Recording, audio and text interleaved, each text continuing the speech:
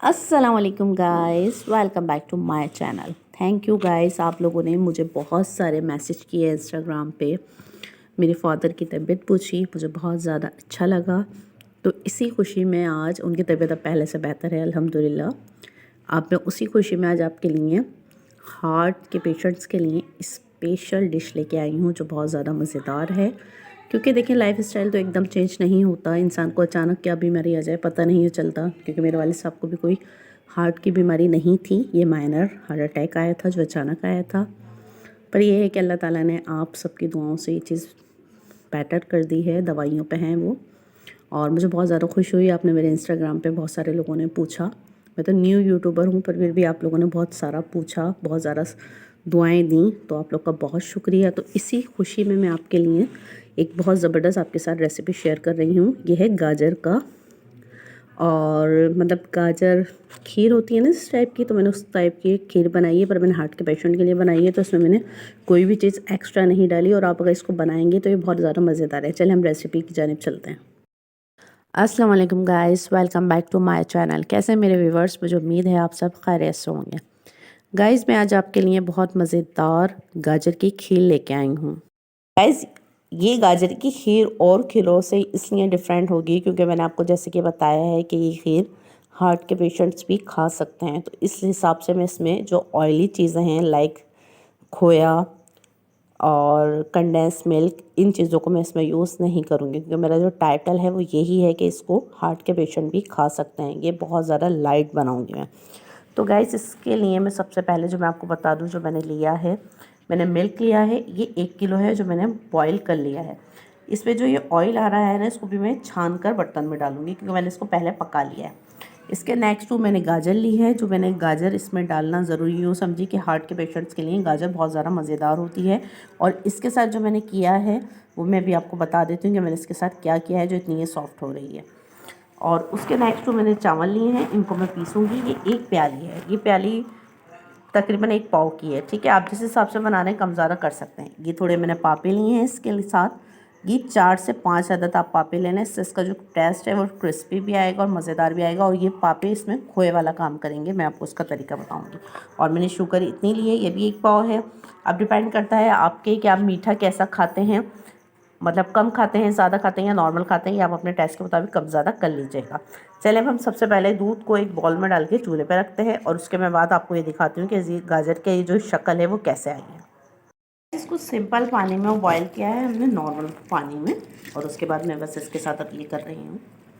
जैसे कि हम इस तरह इसको बिल्कुल पीस लेंगे ताकि इसका जो एक्स्ट्रा पानी है वो रिमूव हो जाए बिल्कुल। इसमें आप देख रहे होंगे बहुत स्पीड में हाथ चला रही हूँ क्योंकि बॉयल है ये। आप देख रहे हैं कितना सारा इसमें से पानी निकल रहा है, ये बिल्कुल रिमूव हो जाएगा। असल में आजकल हमारे यहाँ गैस बहुत ज़्यादा शॉर्ट रहता है, पता नहीं चलता कब चला जाए। चूल्हे पर हंडिया होती है, उस दौरान ही वो गायब हो जाता है। तो इस तरह, वैसे तो मैं इसको दूध में भी उबाल सकती थी, अगर आप देख लीजिएगा आपकी तरफ तो खैर ऐसा मसला नहीं होगा, हमारी तरफ तो बहुत ज़्यादा है, पता ही नहीं चलता किस पहर चला जाए। तो इसलिए मैंने इसको पहले पानी में, नॉर्मल पानी में उबाला है। इसको इस तरह देखें आप कितना सारा इसमें से पानी रिमूव हो रहा है। ये सारा पानी से रिमूव करके मैं इसको निकाल लेती हूँ। इसमें से सारा पानी जो है बिल्कुल रिमूव हो गया है और ये बिल्कुल सॉफ्ट वे में आ गई है। अब हम नेक्स्ट स्टेप जो आपको इसका खीर का है वो दिखाते हैं।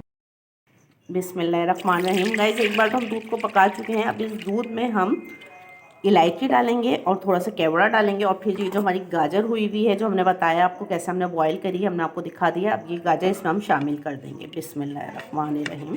और चावल जो है हम थोड़ी देर बाद इसमें शामिल करेंगे, पीसने के बाद वो मैं आपको दिखाऊंगी। चलिए अब हम इसको 10 मिनट के लिए चूल्हे पर रख देते हैं। देखिए गाइस इसको पकते हुए 10 मिनट हो गए और इसकी शक्ल अब यूँ है। अब जो हमने चावल पीस लिए हैं वो हम इसमें शामिल करेंगे। गाइस चावल और पापे को मैंने एक साथ इस मिक्सर में डाल दिया और मैं इसको पाउडर बनाऊंगी।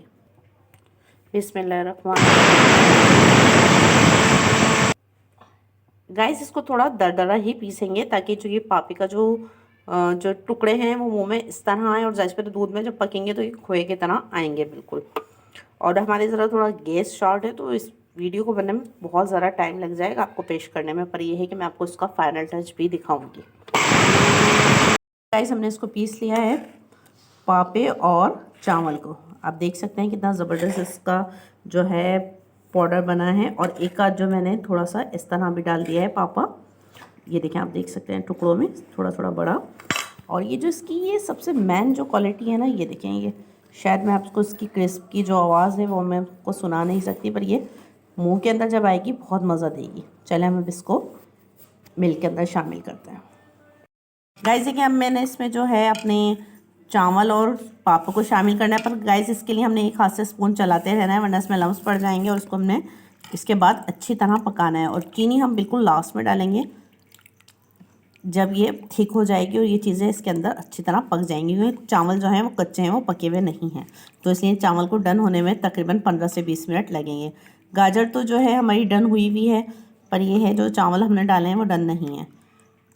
चले अब मैं इसको चूल्हे पे रखती हूँ। तकरीबन 15 से 20 मिनट बाद फिर मैं इसको चेक करती हूँ। फिर देखिए गाइस, हमारी जो खीर है काफ़ी हद तक डन हो चुकी है। अब इस स्टेज पर मैं इसके अंदर मेवा शामिल करूँगी। मेवे में मैं किशमिश शामिल करूँगी और थोड़े से पिस्ते और बादाम और थोड़ा कोपरा, और आप जो मेवा डालना चाहते हैं आप डाल लीजिए। और उसके 2 मिनट बाद मैं इसमें चीनी डालूँगी। बहुत ज़्यादा भाप हो रही है गाइस इसकी। ओके, आप इसको मोबाइल को ऑफ कर दें।